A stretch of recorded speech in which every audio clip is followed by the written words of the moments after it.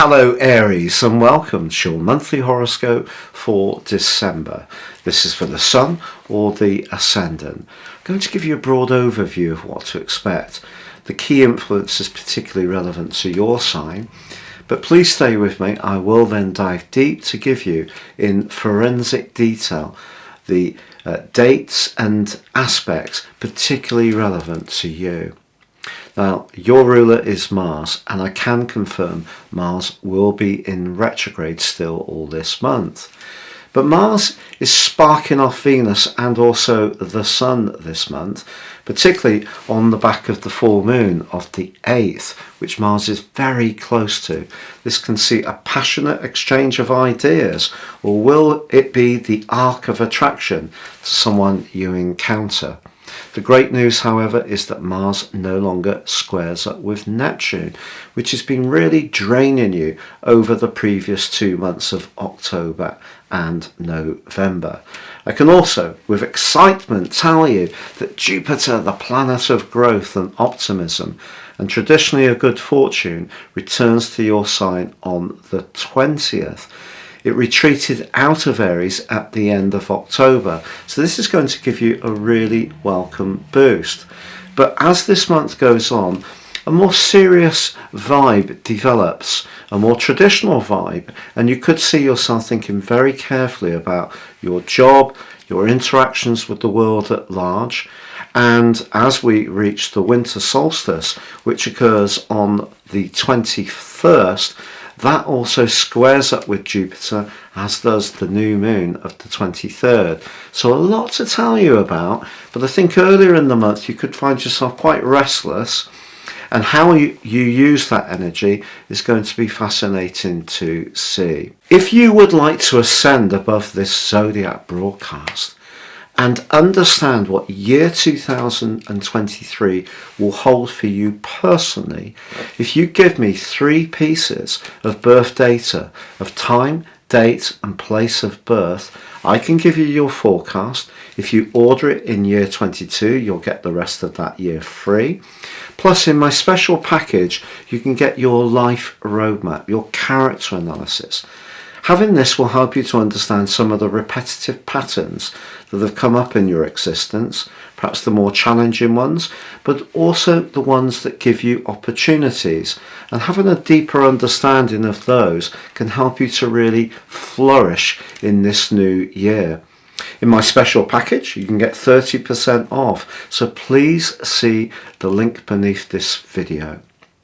Also, if you've yet to subscribe to my channel, I'd be honoured if you did so now. Please click or tap on the bell notification symbol. If you already have, thank you so much for your continued support and views. So Aries, your December forecast begins with your ruler Mars in its retrograde in an opposition with Venus. You could find that somebody you encounter this month, right through to around about the 10th, who perhaps has different views to you, or perhaps even in some ways is a bit feisty, you could find that person to actually be really attractive.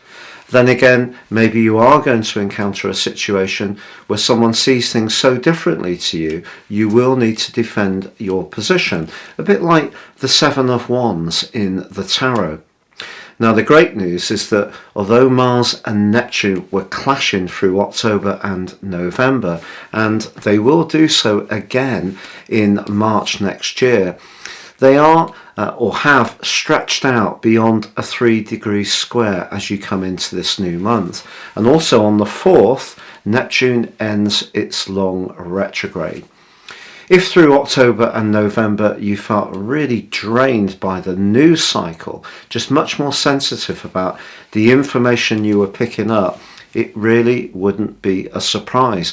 And this may have had quite an impact on your vitality. But also just people around you on an everyday basis may have had a much greater demand on you. It's almost like you were unconsciously picking up all this different material. Well, I feel that that will be easier. And of course, with Mars, although in its retrograde, in that opposition with Venus early on, that's a very passionate and igniting influence. But then Mars goes on to meet with the Sun in an opposition from the 5th through to the 10th. And we have a full moon in the sign of Gemini, which is so close to Mars in your sign. It does suggest a degree of volatility, to be honest. It wouldn't be a surprise if something happened in the wider world which has an impact on transport, distribution, or even travel systems. You know, whether this is a technological interface, whether it's an industrial dispute, something's going to happen that is really quite supercharged. So in the following weeks, 2 weeks from the 8th through to the time of the winter solstice, I think things could be a little bit unsettled. But one of the upsides for this, for you, could be that this motivates you to be more physically active. So if you are someone who has an interest in fitness and exercise, I feel that this is going to be really heightened. If you're more of a born-again couch potato, like my good self, this could just give you a little bit of a push to be that much more active. But on the 6th, Mercury, the planet of talk and thought, ascends into the most visible part of your situation, the 10th house. It's joined on the 10th by Venus. Now, in fact, these two planets are actually going to meet each other in the last 3 or 4 days of this month in a conjunction, but just as Mercury slams on the brakes and goes into its 4th retrograde of the year. But this is the first one that begins in an Earth sign. We've had air retrogrades. So if you recall, that was Aquarius to Capricorn, back to Aquarius, Gemini to Taurus, back to Gemini, Libra to Virgo, back to Libra. But this one, right at the end of the year, is in the sign of Capricorn. So these two planets of Venus and Mercury do come together as this year comes to a close.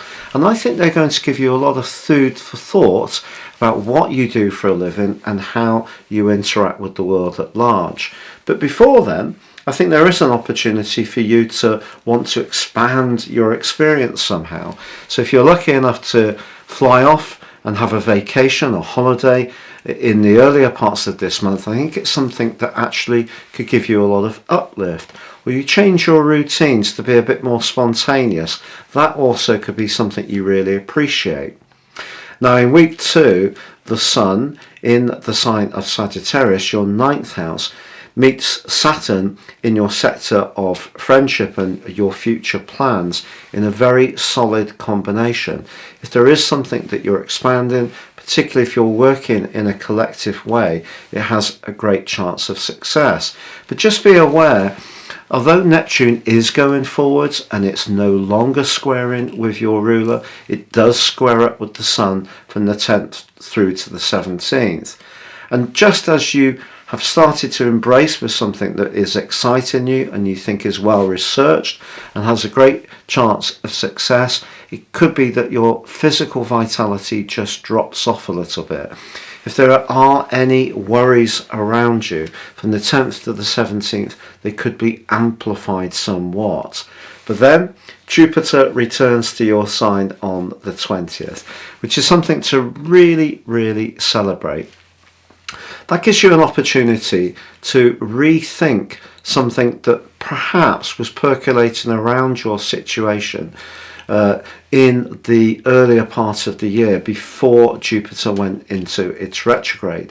Now, with the experience and knowledge you have, you can refocus that plan in a more meaningful way. But it is going to be important not to be too optimistic, or at least over optimistic, because on the 21st, when we have the winter solstice and the beginning of cardinal quadrant 4, the last phase of the tropical western zodiac calendar, which takes us round to the spring equinox, this is a time for you to be balancing the excitement and the verve of Jupiter with the more worldly, urbane and slower energies of the Sun in Capricorn, which is asking you to weigh up all your options carefully, think about the expectations people may have, and not get too carried away with your hopes. But what I will say is the Sun squaring up with Jupiter can be a very generous combination. And on the 23rd, as we have the new moon in the sign of Capricorn, still in that right angle with Jupiter, if your budget allows it, I do feel that you're going to be looking out for those who are a little bit less fortunate, whether it's in your immediate circle or family, or perhaps through some kind of charitable donation. But on the 29th, Mercury goes into that retrograde, but it is in that charming link with Venus. If you do need to have a discussion with someone, an interview, have a presentation, do a Skype or a Zoom conference, it's possible that despite the retrograde, you can come across in a way which is very compelling, authoritative, and also very influentially. So just bear that in mind. But as the year comes to a close, with Venus also combining with the deep and passionate and transformational energies of Pluto, if someone does offer you something in a professional context which really seems to be everything you've ever desired, just try to understand what their deeper motivations may be, because it is possible that someone could be dressing something up which seems very alluring and attractive, but it may have some kind of catch which is not necessarily immediately obvious. So this is a month that can be very dramatic, it can be very exciting. I think generally your energy will be better as long as you can marshal your resources through the 10th to the 17th. You could find yourself wanting to move around or travel more, and that could see you encountering some new places and new people. But essentially, as the month draws to a close, it is really trying to find the way in which you can fit your talents, experiences and skills into a way of reaching a wider audience which you find gratifying. So if you're in a job which you find dull, boring, repetitive, I think this is a month which can really see you thinking about a big change and actually acting it out too as the year comes to a close.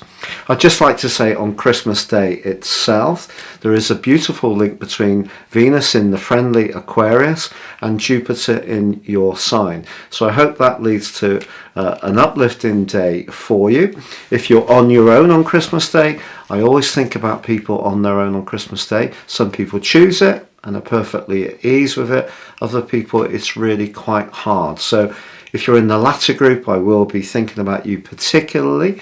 I have a wonderful time and I'm wishing you a very happy year 2023.